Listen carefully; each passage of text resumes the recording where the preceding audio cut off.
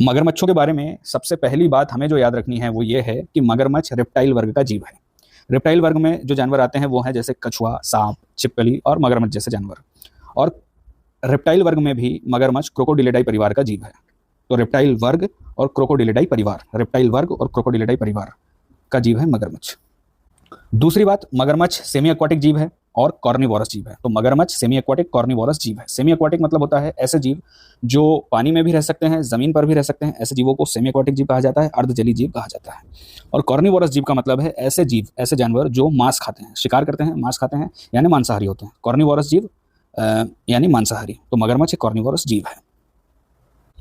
तीसरी बात, मगरमच्छों के बारे में हमें जो याद रखनी है वो ये है कि मगरमच्छ अपेक्स प्रेडेटर है, यानी शीर्ष शिकारी हैं। यानी मगरमच्छ शिकारियों का भी शिकार करते हैं। मगरमच्छों के बारे में चौथी बात जो याद रखनी है कि मगरमच्छ हमारे पर्यावरण को, नदियों को और वाटर चैनल्स को साफ करते हैं। कैसे साफ करते हैं? तो ये अपने आवास में मरे हुए जीवों को खा जाते हैं और इससे गंदगी और बीमारियां नहीं फैल पाती, और इस तरह ये स्कैवेंजर का काम करते हैं, सफाई का काम करते हैं, नदियों को और वाटर चैनल्स को साफ रखते हैं। पांचवी बात यह है कि मगरमच्छ 70 से 100 साल तक जीवित रह सकता है। और छठवीं बात यह है कि भारत में मगरमच्छों की 3 प्रमुख प्रजातियां पाई जाती हैं। पहली प्रजाति है घड़ियाल, दूसरी प्रजाति मगर क्रोकोडाइल या इसको दलदली मगरमच्छ भी कहते हैं, और तीसरी प्रजाति खारे पानी का मगरमच्छ। घड़ियाल की बात करें तो घड़ियाल सिर्फ और सिर्फ भारतीय महाद्वीप में ही पाया जाता है। भारतीय महाद्वीप यानी दक्षिण एशिया में, यानी भारत और इसके पड़ोसी देशों में। इसका स्नाउट थूथन लंबा होता है, पतला होता है, और इसका मुख्य भोजन है मछली।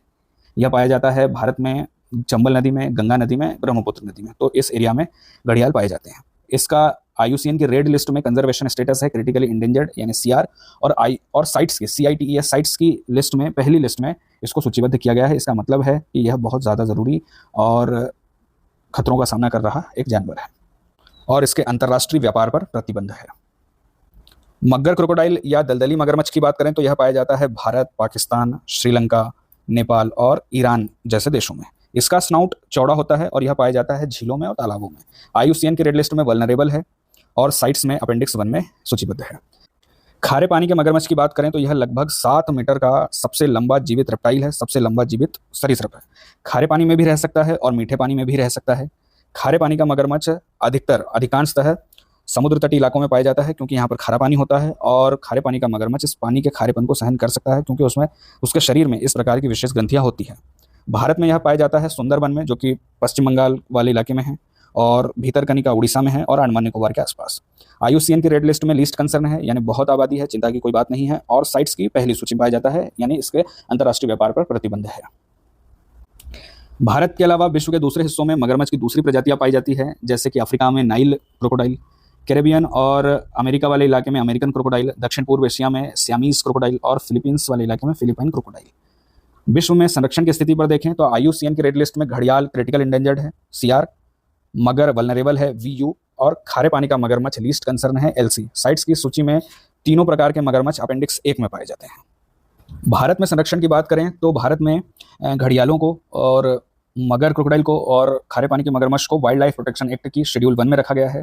कुछ संरक्षण कार्यक्रम भी चल रहे हैं, जैसे घड़ियाल पुनर्वास योजना चंबल नदी में चल रहा है, भीतरकनिका उड़ीसा में है, भागवतपुर क्रोकोडाइल प्रोजेक्ट जो कि सुंदरबन में है। इनके अलावा नंदनकानन जूलॉजिकल पार्क जो कि उड़ीसा में है, और मद्रास क्रोकोडाइल बैंक जो कि तमिलनाडु में है, ये भी कृत्रिम रूप से प्रजनन और पुनर्वास का काम करते हैं।